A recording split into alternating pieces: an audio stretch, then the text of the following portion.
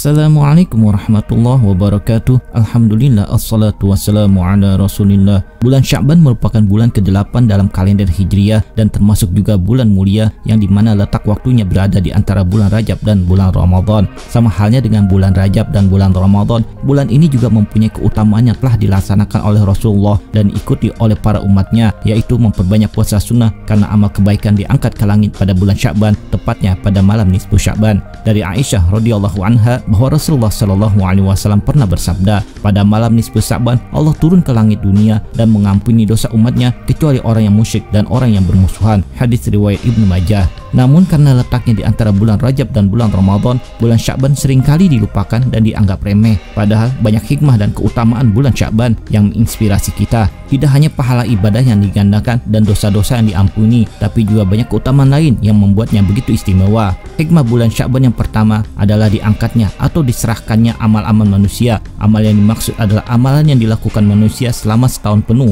Oleh sebab itu, bulan ini dianggap sebagai momen yang tepat bagi umat Islam untuk melaksanakan ibadah sebanyak-banyaknya sekaligus untuk memperbaiki diri dari segala keburukan pada masa lampau.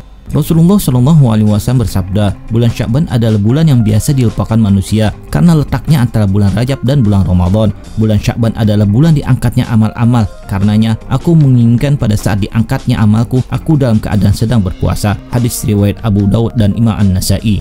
Selain pada bulan Ramadan, diketahui bahwa Rasulullah paling sering melaksanakan ibadah puasa pada bulan Sya'ban seperti yang tertuang dalam hadis dari Usamah bin Zaid radhiyallahu an sebagai berikut. Wahai Rasulullah, saya belum pernah melihat engkau berpuasa di bulan-bulan lainnya seperti engkau berpuasa di bulan Sya'ban ini. Rasulullah Shallallahu Alaihi Wasallam menjawab, karena ini bulan yang banyak dilalaikan manusia di antara Rajab dan Ramadan. Padahal di bulan ini amalan terangkat sampai ke Tuhan semesta alam. Dan aku senang apabila saat amalku terangkat, aku sedang berpuasa.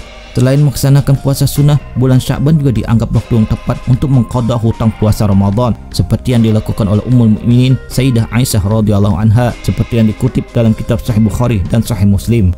Dari Aisyah radhiyallahu anha berkata, jika aku berhutang puasa Ramadan, maka tidak dapat mengqadhanya kecuali pada bulan Sya'ban. Hikmah bulan Sya'ban selanjutnya adalah merupakan bulan baik bagi pembaca Al-Quran. Tidak hanya memperbanyak puasa, pada bulan ini kita juga dianjurkan untuk sebanyak-banyaknya membaca Al-Quran. Hasan bin Sahal meriwayatkan bahwa bulan Sya'ban bertanya kepada Allah, mengapa aku ditempatkan di antara dua bulan agung, yaitu Rajab dan Ramadan? Allah Subhanahu wa Ta'ala menjawab, aku menjadi kamu sebagai bulan untuk umatku bertadarus. Di antara peristiwa penting yang terjadi dalam bulan Sya'ban, salah satunya adalah turunnya ayat perintah Allah untuk bersalawat atas Nabi Muhammad SAW, seperti yang disebutkan dalam surat Al-Ahzab ayat 56. Sesungguhnya Allah dan malaikat-malaikatnya bersalawat untuk Nabi. Hai orang-orang yang beriman, bersalawatlah kamu untuk Nabi dan ucapkanlah salam penghormatan kepadanya. Bersedekah kepada kaum yang tidak mampu bisa dilakukan kapan saja, namun bersedekah pada bulan Sya'ban terasa lebih istimewa karena pada waktu itu Allah melipat gandakan pahalanya dan mengangkat semua amal ibadah kita. Ibnu Rajab Al-Hambali rahimahullah mengatakan, kami menerima riwayat dengan sanad dhaif dari Anas radhiyallahu an yang mengatakan bahwa ketika masuk bulan Sya'ban, umat Islam tertunduk pada mushaf Al-Quran. Mereka menyibukkan diri dengan tadarus dan mengeluarkan harta mereka untuk membantu kelompok du'afa dan orang-orang miskin dalam menyongsong bulan Ramadan, seperti yang ditulis dalam kitab Madha fi Sya'ban karya Sayyid Muhammad bin Ali bin Abbas Al-Maliki. Peralihan kiblat dari Masjidil Aqsa ke Masjidil Haram terjadi pada bulan Sya'ban. Sebelumnya, umat Islam sholat menghadap Baitul Maqdis selama 17 bulan 3 hari dan mulai menghadap Ka'bah pada hari Selasa pertengahan bulan Sya'ban. Peristiwa ini diabadikan dalam Quran surat Al-Baqarah ayat 144. Sungguh kami melihat wajahmu hai Muhammad sering menengadah ke langit, maka pasti akan kami palingkan engkau ke kiblat yang engkau sukai, lalu hadapkanlah wajahmu ke arah Masjidil Haram. Dimanapun engkau sekalian berada, hadapkanlah wajahmu ke arah itu. Sesungguhnya orang-orang yang diberi kitab benar-benar mengetahui bahwa pemindahan kiblat ke Masjidil Haram itu adalah kebenaran dari Tuhan mereka. Allah tidak lengah terhadap apa yang mereka kerjakan. Menurut Al-Qurtubi ketika menafsirkan surah Al-Baqarah ayat 144 dalam kitab Al-Jami' lil Ahkamil Quran dengan mengutip pendapat Abu Hatim Al-Basti mengatakan bahwa Allah memerintahkan Nabi Muhammad untuk mengalihkan kiblat pada malam Selasa bulan Sya'ban yang bertepatan dengan malam nisfu Sya'ban.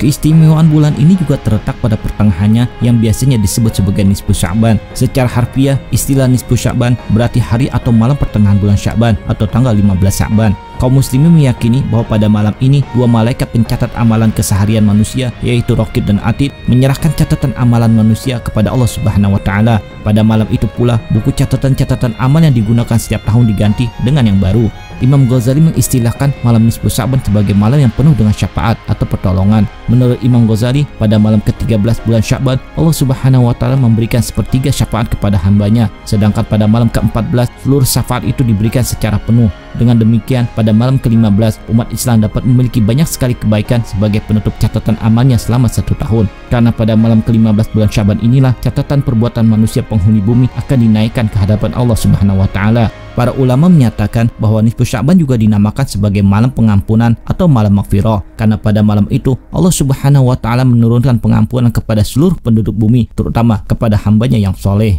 Malam nisfu Sya'ban, malam dibukanya 300 pintu rahmat dan pintu ampunan Allah Subhanahu wa taala untuk manusia. Pengertian ini diperkuat oleh hadis Abu Hurairah radhiyallahu an. Rasulullah sallallahu alaihi wasallam bersabda, "Jibril telah datang kepadaku pada malam nisfu Sya'ban, lalu berkata, 'Wahai Muhammad, pada malam ini dibuka pintu-pintu langit dan pintu-pintu rahmat. Oleh karena itu, bangunlah dan dirikanlah salat serta angkatlah kepalamu dan kedua tanganmu ke langit.' Kemudian Rasulullah bertanya, 'Apakah arti malam ini?' Jibril pun menjawab, 'Malam ini telah dibuka 300 pintu rahmat dan pintu ampunan. Allah Subhanahu wa taala akan mengampuni dosa seluruh manusia selama ia tidak menyeduhkan Allah dengan apapun, kecuali ahli sihir, tukang ramal, orang yang suka bermusuhan, orang yang suka mengadu domba, pemabuk, orang yang durhaka kepada kedua orang tuanya, dan orang yang memutuskan silaturahmi. Mereka tidak akan mendapati ampunan dari Allah Subhanahu wa taala."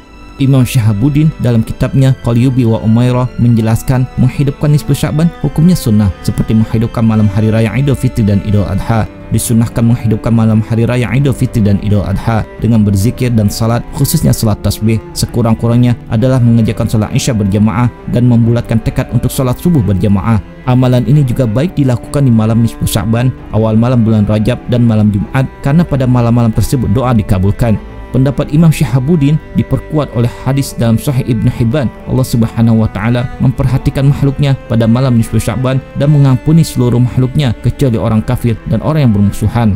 Dalam kitab Al-Mawahib Al-Laduniyah karya Imam Al-Qastalani dijelaskan terkait awal mula adanya peringatan malam nisfu Sya'ban.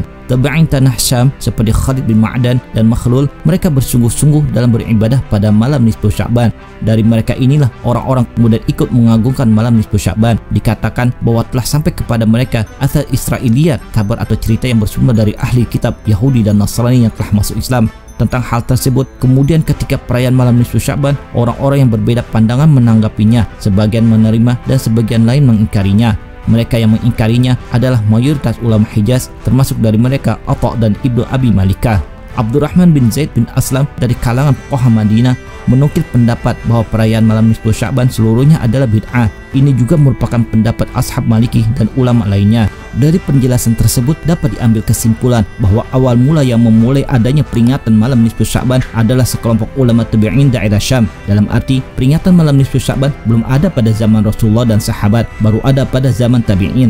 Peringatan malam nisfu Sya'ban yang kini diamalkan dasarnya adalah mengikuti perbuatan segolongan ulama tabi'in negeri Syam atau kini dikenal dengan negara Suriah. Wallahu a'lam bishawab. Demikian kisah dapat kami sampaikan, semoga bermanfaat. Mohon maaf apabila ada kesalahan. Terima kasih telah menonton. Assalamualaikum.